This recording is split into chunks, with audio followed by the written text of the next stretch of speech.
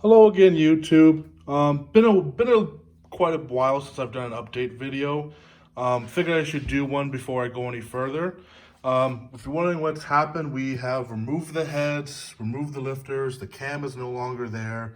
Exhaust manifolds are out. And long story short, we took off the manifold. We took a good look, and there was a lot of gunk in there. It wasn't looking too good, and from the amount of gunk that was in there, we figured that it was a blown head gasket, but we just never really knew about it. So we figured we should take the heads off, we should send them in, we should check the head gaskets, and we didn't find anything. There was no blown head gasket, there was nothing. The only thing our guy said, he just said that the intake gaskets weren't looking too good. They were pretty much gone, and that was probably what was causing a lot of the crud and all that crap in there. And the not brand new, but the all done up heads are still sitting over there on the bench, all wrapped up, ready to go, all painted and clean and valve lapped, and they're good as new. So now we're just about ready to throw the heads in there and throw a new cam in there. And I got a mild comp cam, mild performance. Not looking for anything too extreme here. It's just I'm not a fan of the stupid stock smogger cams, so we figured to go with something a little bit nicer in there. But essentially, it's turned into a complete top-end rebuild. As you can see, the cylinders and the pistons are in pretty darn good shape. We cleaned all of them up. And a good tip for the top end of the engine to clean that valley out really good, because it was completely black. There was sludge in there, is a brush and some kerosene.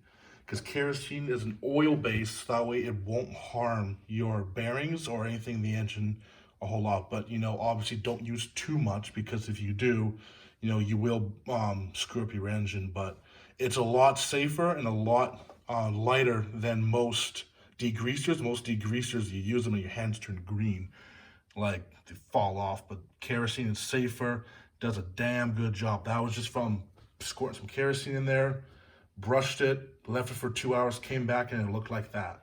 So stuff works great. That's what we like to use. But yeah, so just getting ready to throw everything together here. So yeah, look for another updated video soon after everything's together. Also, our guy suggested that this stuff here works really well. Let me just focus in on it. There we go. The Permatex Aviation Format Gasket. What we're gonna do is on all the water jackets on the block and head, they're going to get just a very light brushing of that around those water jackets, and just on just the little crease here, just a little bit. Just go very light, and if you do that, your engine will never leak again, because that stuff is one of those things that it doesn't actually harden or dry. It always stays goopy. And yeah, and this guy, we know he builds race engines. He's done it for a living for years. Trust him completely. He says he puts down every single one of his engines, and it's guaranteed it will work. And it's a miracle. It's super cheap. It's get a crappy tire or really anywhere. But yeah, so that stuff's a miracle worker.